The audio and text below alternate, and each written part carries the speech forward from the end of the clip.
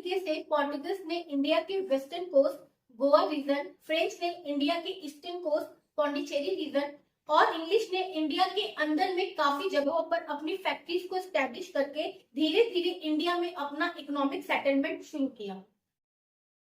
भारत विश्व के प्राचीन देशों में से एक जिसने अपने कई हजारों साल के इतिहास में बहुत सारे बदलाव देखे हैं। बहुत सारे साम्राज्य ऐसे बने जिनके राजा भारत में ही पैदा हुए और भारत पर राज किया। बहुत सारे साम्राज्य ऐसे भी बने जिनके राजा विश्व के अलग अलग देशों से आए, भारत पर आक्रमण किया, कब्जा किया, अपना साम्राज्य स्थापित किया और राज किए। इनके साथ ही कुछ ऐसे देश भी थे जो कि भारत में आए, यहाँ पर अपना एम्पायर बनाया और यहाँ से सब लूट करके अपने देश वापस ले गए और भारत को एक गरीब देश बना गए। मैं बात कर रही हूँ यूरोपियन कंट्रीज की, जो कि इंडिया में आए तो इकोनॉमिक पर्पस के लिए थे, मींस व्यापार करने, लेकिन धीरे धीरे इंडिया पर अपना एम्पायर बनाया और यहाँ पर राज किया, जिसके कारण हमारा भारत एक अमीर देश से गरीब देश बन गया।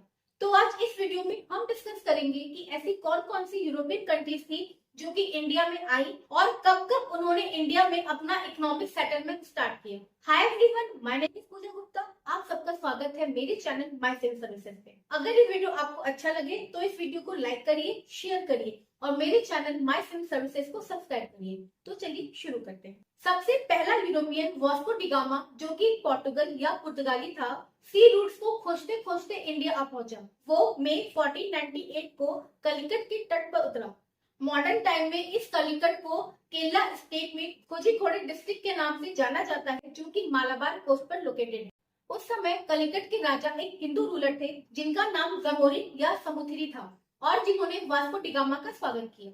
वास्को डी गामा के भारत आने के 50 सालों के अंदर ही इंडिया का मैक्सिमम कोस्टल एरिया जैसे कि गोवा, मैंगलोर, कोचीन, कलिकट, चेन्नई, नागापट्टनम एक्सेट्रा पोर्टुगीज या पुर्तगालियों के द्वारा ऑक्यूपाई कर लिया गया था।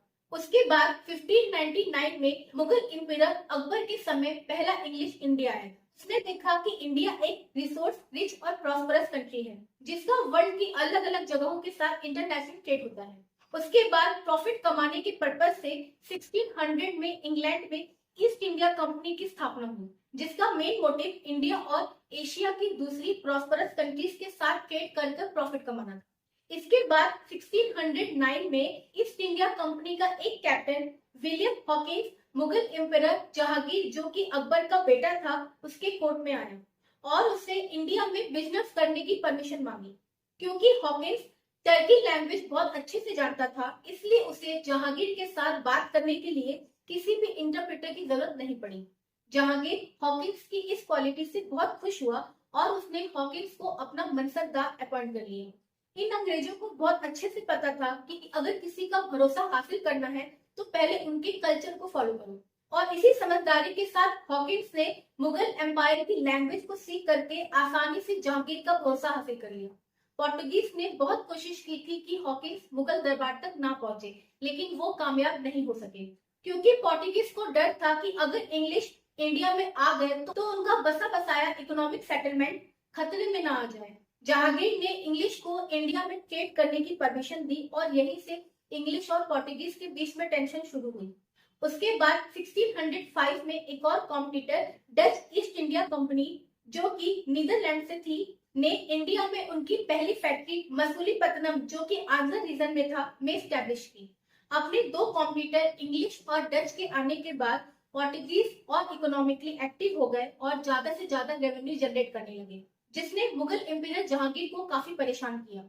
इसके बाद 1612 में ईस्ट इंडिया कंपनी के एक और कैप्टन थॉमस बेस्ट ने सूरत में पोर्टुगीज को हराया, जिससे खुश होकर मुगल एम्पीरियर जहांगीर ने ईस्ट इंडिया कंपनी को इंडिया में अपनी पहली फैक्ट्री सूरत में स्टैब्लिश करने की परमिशन दी और यहीं से इंडिया में ब्रिटिशर्स का इकोनॉमिक सेटलमेंट स्टार्ट हुआ। इसके बाद 1615 में इंग्लैंड के किंग जेम्स वन का एक एम्बेसडर इंडिया आया और उसने जहांगीर कोर्ट से इंडिया में फ्री ट्रेड करने का फरमान हासिल किया। इसके बाद 1616 में ईस्ट इंडिया कंपनी ने साउथ इंडिया में अपनी पहली फैक्ट्री मसूलीपट्टनम आंध्र रीजन में स्टैब्लिश की और इस तरीके से ईस्ट इंडिया कंपनी इंडिया में बिजनेस करने लगी। उसके बाद 1633 में इस कंपनी ने ईस्ट इंडिया में अपनी पहली फैक्ट्री हरिहरपुर बालासोर में स्टैब्लिश की, जो कि ओडिशा रीजन में आता था। और इसके बाद ईस्ट इंडिया कंपनी इंडिया में धीरे धीरे अपनी और फैक्ट्री स्टैब्लिश करती गई और धीरे धीरे इंडिया में अपना इकोनॉमिक बेस बढ़ाती गई। जब पोर्टुगल, इंग्लैंड, नीदरलैंड की ये कंपनीज इंडिया और एशिया के साथ बिजनेस करके ज्यादा से ज्यादा रेवेन्यू जनरेट करने लगी, तो यूरोप की और कंट्रीज को भी लालच आया और इसके तहत 1664 में फ्रांस के किंग लुइस 14 ने French east India company establish की, जिसने 1667 में सूरत में अपनी पहली फैक्ट्री स्टैब्लिश की। इसके बाद 1669 में मसूलीपट्टनम और 1673 में चंदन नगर कलकत्ता के पास फ्रेश फैक्ट्री स्टैब्लिश की गई। इसके बाद 1674 में बीजापुर सुल्तान के अंडर में वालीकोंडापुरम के गवर्नर ने फ्रांकोइस मार्टिन, जो कि एक फ्रेंच गवर्नर था, को फैक्ट्री स्टैब्लिश करने के लिए पौंडीचेरी का एरिया दे दिया और इस तरीके से इंडिया में फ्रेंच ने पौंडीचेरी वाले रीजन में अपना स्ट्रॉन्ग बेस बनाया। फ्रेंच लास्ट यूरोपियंस थे जो कि इंडिया में बिजनेस और ट्रेड के पर्पज से आए। इस तरीके से पोर्टुगीज ने इंडिया के western coast Goa region, French ने इंडिया के ईस्टर्न कोस्ट पौंडीचेरी रीजन और इंग्लिश ने इंडिया के अंदर में काफी जगहों पर अपनी फैक्ट्रीज को स्टैब्लिश करके धीरे धीरे इंडिया में अपना इकोनॉमिक सेटलमेंट शुरू किया।